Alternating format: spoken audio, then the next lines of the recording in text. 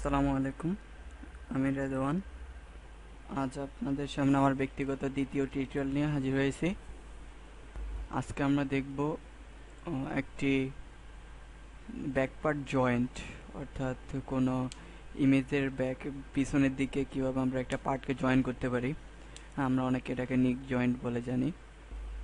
তো আমি এজন্য একটি নিক জয়েন্ট করতে হলে আমার একটি মূল ইমেজ, আমরা এখানে একটি টি শার্ট নিয়েছি, আর আমার একটা এই অংশটুকু আমরা হলো ব্যাক পার্ট যেটাকে আমরা বলি, এই অংশটুকুর মাধ্যমে আমরা ব্যাক পার্টটাকে জয়েন করব, যেন আমাদের যে টি শার্টের এই অংশটুকু এখানে নাই, একটা ডামির মাধ্যমে দেওয়া আছে। আমরা এই অংশটুকুকে জয়েন করে একটা রিয়েল যে টি শার্ট বানানোর চেষ্টা করব। এজন্য আমাদের একটি ব্যাক পার্ট সরবরাহ করা হয়েছে এখানে, নিশ্চয়ই আমরা বুঝতে পারছি।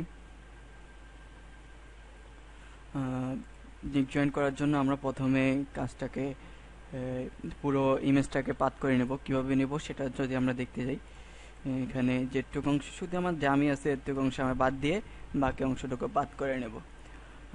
যদি আপনাদেরকে দেখাই কিভাবে আমি পাত করছি, সেটা হচ্ছে যে এই অংশটুকু ছাড়া আমি বাকি অংশটুকু ইমেজের চারোদিকে আমরা পাত করে নিছি। যদি আপনাদেরকে কুইক মাস্ক করে দেখাই তাহলে এভাবে যে আমার কালো অংশটুকুর মধ্যে কোনো পাত নাই, অর্থাৎ আমি সিলেকশন তৈরি করে নিছি শুধু মাত্র ইমেজ অংশটুকু। এখন আমরা এটাকে জয়েন করার চেষ্টা করব। আমরা আজকে বেসিক নিয়ে আলোচনা করব, আমরা বিভিন্নভাবে নিক জয়েন করতে পারি। তো নিক জয়েন করার ক্ষেত্রে যদি আমরা কিছু স্টেপ ব্যবহার করি, কপি পেস্টই স্টেপ ব্যবহার করলে আমরা স্টেপগুলো জানতে পারলেই আমরা করতে পারবো। প্রথমে আমরা যে অংশটুকুকে আমরা কাজ করব নিয়ে, ওই অংশটুকুকে মূল ব্যাকগ্রাউন্ড থেকে কপি করে নিলাম। কপি করতে হলে আমরা কন্ট্রোল জে ব্যবহার করি।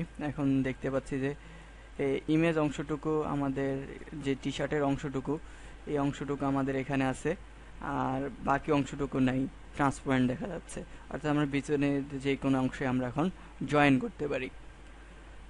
এই জন্য আমরা আমাদের নিকের অংশটুকু থেকে প্রয়োজনীয় অংশ আমরা এখান থেকে কপি করে নিলাম। সিলেকশন করে মার্কিউ টুল দিয়ে সিলেকশন করে কন্ট্রোল সি, এখানে লেয়ার 1 এর নিচে এনে নতুন একটা লেয়ার যোগ করে কন্ট্রোল ভি দিলাম। এখানে অটো সিলেকশন থাকলে আমাদের যে উপরের যেটা পাবে ওটাকে সিলেকশন করে নেবে। সো আমরা লেয়ার সিলেকশন করব, সেজন্য অটো সিলেক্টে উঠিয়ে দিলাম। আর নিচে যেই আমাদের নিকটা দেওয়া আছে, আমরা ব্যাক পার্ট বলি, যদি ব্যাক পার্টটাকে আমাদের যথাস্থানে যেখানে এনে বসাবো ওখানে নিয়ে আসলাম। এনে আমাদের নিকের ইমেজে অংশটুকু আমাদের আছে, আমরা নিকও এটা দেখতে পাচ্ছি। সো আমরা এখান থেকে একটু ডিলিট করে দিতে পারি। এজন্য আমরা পাত থেকেও ডিলিট করতে পারি, আবার এখান থেকেও ল্যাসো টুল ধরে এই অংশটুকু সিলেকশন করে ড্র্যাগ করে নিলাম, সিলেকশন করে জাস্ট ডিলিট দিয়ে দিলাম। লেয়ার 1 সিলেক্ট করে যে লেয়ার আমার অংশটুকু আছে। সেকেন্ড স্টেপ হচ্ছে যে আমরা আমাদের নিক নিয়ে আসলাম, কিন্তু অ্যাকুরেটলি কীভাবে আমরা জয়েন করব, সেজন্য আমরা নিকটাকে যথাস্থানে নিয়ে আসছি। লেয়ার 2 আমাদের নিক, তো আমরা সেক্ষেত্রে কন্ট্রোল টি অথবা ট্রান্সফর্মটা ব্যবহার করে থাকি। ট্রান্সফর্ম থেকে আমরা যদি এটাকে ভাগ ভাগ করে নিই তাহলে আমরা ওয়ার্ফ, রাইট বাটন ক্লিক করলে ওয়ার্ফ, অথবা এখান থেকে আমরা ওয়ার্ফ ব্যবহার করে নিয়ে সুন্দর মতো মিলিয়ে দিতে পারি। দেখেন, জাস্ট যে দিকটা আমাকে এই মূল ইমেজের সাথে মিলাতে হবে অতটুকু আমি নিয়ে নিলাম। এভাবে নিয়ে নিলাম, মোটামুটি আমার হয়ে গেছে। এন্টার চাপলে আমাদের যে চলে যাবে, ট্রান্সফর্ম অংশটুকু চলে যাবে, দিলাম। এখন অনেকের কোশ্চেন থাকে যে আমরা ওয়ার্ফ অনেকে নতুনভাবে পরিচিত হয় নিক জয়েন করতে এসে। সো ওয়ার্ফ হচ্ছে আপনার ট্রান্সফর্ম করলে জাস্ট পুরো অংশটুকু আপনি ছোট বড় করতে পারবেন। আমরা অল্টা শিফট ধরে ছোট বড় করি। আর যদি আমরা ওয়ার্ফ করে নিই তাহলে আমরা এই অংশটুকুই কয়েকটা ভাগে বিভক্ত হয়ে যায়, এবং যে দিক থেকে টানি ওই অংশটুকুই আসে আর বাকি অংশটুকু আসবে না। দেখেন আমি যদি এই দিকটা টানি এখান থেকে আসতেছে, কিন্তু এখান থেকে আসতেছে না। যদি আমি ট্রান্সফর্ম দিয়ে তুলতাম পুরো অংশটুকু যেত। সো আমরা এই জন্যই কাজের সুবিধার্থে আমরা ওয়ার্ফটা ব্যবহার করে থাকি। এভাবে সুন্দর করে নিয়ে নিলাম, এটা চেপে আমরা যে পাত করছি। সো আমাদের এখন ওই পার্টটা এখন আর দরকার হচ্ছে না, আমরা নতুন করে পার্টটাকে ঠিক করে নেব। আমাদের ইমেজ দিয়ে অংশটুকু আমরা দরকার হবে, ওই অংশটুকু এতটুকু থেকে আমরা একটা গেঞ্জি শেপে, একটা টি শার্টের শেপে আমরা করে নেব, পার্টটাকে করে নেব। জাস্ট পার্টটা ঠিক করে দিলাম।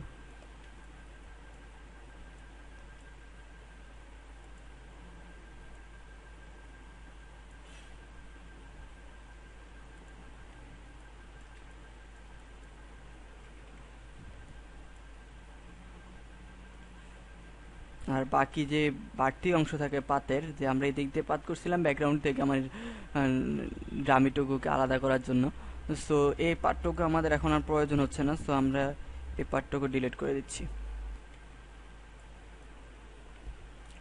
এখন যদি পুরো কাজটাকে আমি ধরে কুইক মাস করে দেখি, আমার দেখা যাবে যে রিয়েলিটি আসতেছে না। সেক্ষেত্রে যে এই অংশটাকে একটু ভাঁজ ভাঁজ বোঝা যাচ্ছে, এই অংশটা কাটা কাটা বোঝা যাচ্ছে, যা আমাদের মোটেও কাম্য নয়। সো আমরা এতটুকু ঠিক করতে পারি দুইটা পদ্ধতিতে আছে। একটা হলো যে আমরা লেয়ারে সিলেকশন করে ফার্স্ট আমার এটা যদি আমি মুছতে যাই তাহলে আমার মূল পার্টটাকে মুছতে হবে। সেজন্য আমরা যদি ইরেজার টুল ধরে অপারসিটি কমিয়ে এটা মিশিয়ে দিই তাহলে হবে, অথবা আমরা এখান থেকে ব্লার টুলটা সিলেক্ট করে উপর অংশটুকু যেটা ব্লারি করে দেই তাহলেও আমরা করতে পারবো। সেক্ষেত্রে আমরা পার্টটাকে সিলেকশন করে রাখতে পারি। সিলেকশন করলে বাইরের অংশটুকু হবে না, না সিলেকশন করলেও কোনো সমস্যা নয়, করে নিলাম। আর যদি ব্লারি দেখতে একটু খারাপ দেখে তাহলে আমরা ইরেজার দিয়ে করতে পারি। অবশ্যই আমাদের অপারসিটি এবং ফ্লো কমায় নিতে হবে, যেভাবে সুবিধা হয় আমরা কমায় নেব যেন মিশে যায় জিনিসটা। এখন পরের ধাপ হচ্ছে যে আমাদের যদিও আমরা নিক জয়েন্ট আমাদের সম্পূর্ণ হয়েছে, কিন্তু আমাদের বাইরে কিছু অংশ রয়েছে, নিকের কিছু অংশ, আবার এখানে ইমেজের মূল টি শার্টেরও কিছু অংশ রয়ে গেছে। সো সেই ক্ষেত্রে আমরা বাইরের অংশটুকু ডিলিট করব কিভাবে, সেটা হচ্ছে যে ইনভার্স করে আমরা বাইরের অংশ সিলেকশন করে ডিলিট করতে পারি। আমরা সিলেকশন করলাম পুরো টি শার্টটাকে যেটুকু পাত করে নিলাম ওটুকু সিলেকশন করে কন্ট্রোল শিফট আই ব্যবহার করে ইনভার্স করে উপরের এই ইমেজে এই অংশটুকু আছে আমরা ডিলিট দিলে অংশটুকু চলে যাবে। আবার নিকের এই অংশটুকু বাকি আছে, অংশটুকু দিলে আমরা চলে যাবে। কন্ট্রোল ডি দিয়ে সিলেক্ট করে নিলাম। এখানে দেখেন আমরা শুরু থেকে কি পেলাম, আমাদের এইভাবে ছিল, আর আমরা শেষ পর্যন্ত এরকম একটা রিয়েল টি শার্ট শেপ আমরা নিয়ে নিলাম। যদি আপনারা কাজের শেষে দুটো লেয়ারকে ধরে কন্ট্রোল ই দিয়ে মার্জ করে দিতে পারি, অথবা নিচে একটি সাদা ব্যাকগ্রাউন্ড দিয়ে কন্ট্রোল ব্যাক স্পেস দিয়ে সাদা ব্যাকগ্রাউন্ড দিয়ে এভাবে করে নিতে পারি। এই হলো আজকে আমাদের টিউটোরিয়াল। আশা করি আপনাদের ভালো লাগবে। বেসিক টিউটোরিয়াল সম্পর্কে আপনাকে ধারণা দিলাম। ইনশাআল্লাহ পরবর্তী টিউটোরিয়াল নিয়ে শীঘ্রই হাজির হব। আসসালামু আলাইকুম।